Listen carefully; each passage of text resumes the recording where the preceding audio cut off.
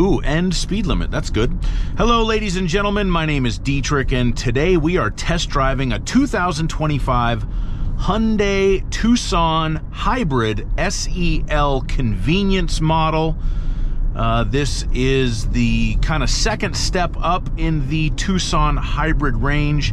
It is powered by a 1.6 liter turbocharged 4-cylinder engine and an electric motor and all-wheel drive.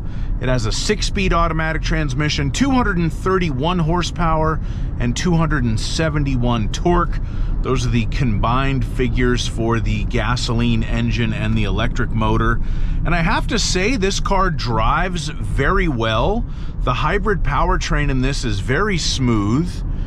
I recently drove a 2025 Hyundai Sonata Hybrid, which is the 4-door sedan, and I was pretty disappointed in that car, mainly because the powertrain lacked a lot of the refinement that I expect from a modern hybrid car, and it also completely whiffed on its fuel economy test that I did. This is a different powertrain. It's a 1.6 liter turbo engine, and it is all-wheel drive. 6-speed automatic transmission, that is shared with the Sonata Hybrid. And it's funny because I thought that the transmission was kind of what let down the side on that car, but it seems to work better in this SUV.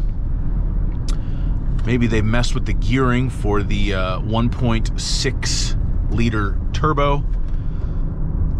But this is actually a very nice car to drive. It's comfortable. The ride is relatively smooth. The steering is accurate and has some weight to it.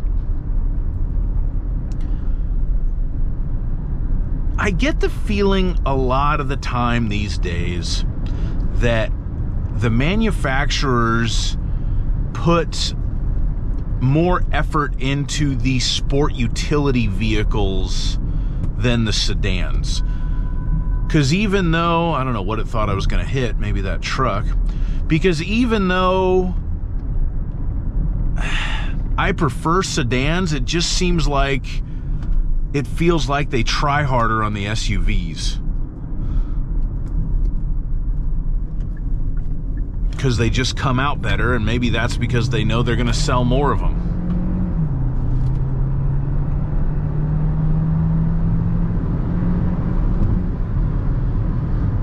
Relatively refined powertrain.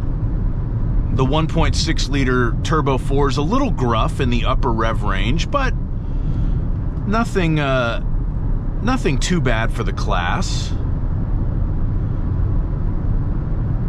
Very limited body roll for an SUV.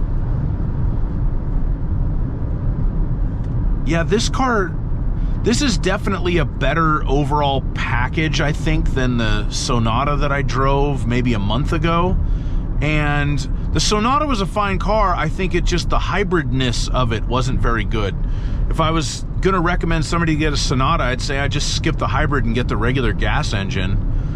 But this is now the third version of this body style of Tucson that I've driven. I've driven the one with the regular gas engine, I've driven a plug-in hybrid, now I've driven this one. I think I like this one the best, maybe because it's the newest. They did do some updates for 2025. You may notice the updated interior in the shot here.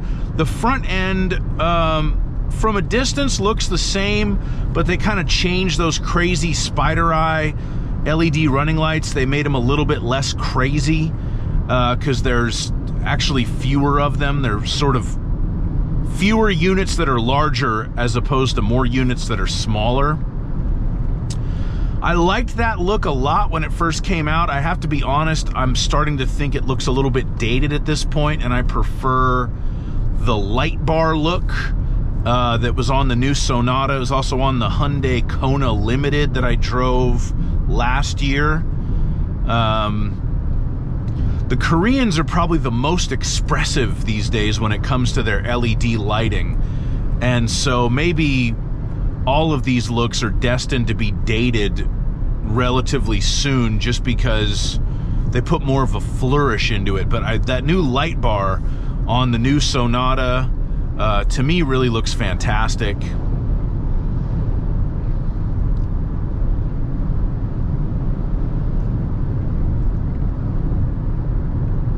at 70 miles per hour. Little bit of wind noise, not much tire noise. Refinement is where it should be for the class. Overall, this car is a very enjoyable place to be. This SEL convenience model has wireless Apple CarPlay. They all have wireless Apple CarPlay, finally, for 2025.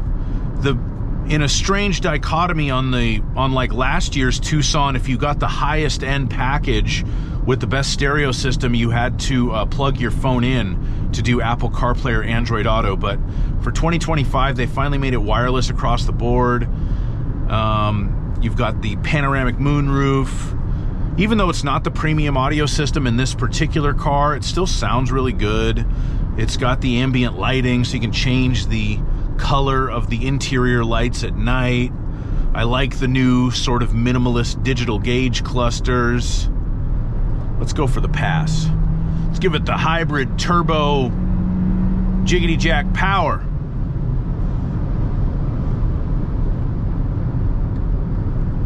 No problem passing a strange looking dump truck type vehicle that said Redbox on the back of it, but it didn't look like the thing that you rent DVDs out of.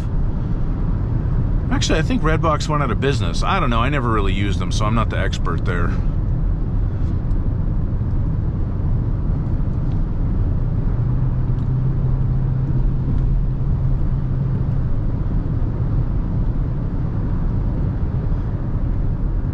Yeah, my only real complaint about powertrain refinement is at higher RPM, the engine, you can hear it and it feels a bit coarse, but that's a minor gripe on what is overall a very, very fine hybrid powertrain. I'm not sure how this one's going to do mile per gallon wise. It's rated 35 across the board, city, highway, and combined. I will do my fuel economy test on it tonight and see how it does. And I will put a link in the description to my full review as well, so you can check that out if you feel so inclined. And other than that, I gotta go film that review right now. So I appreciate you watching my video. If you have any questions, please put them in the comments. I'll do my best to answer them. And like my video and subscribe to my channel, and always drive safely. Bye-bye.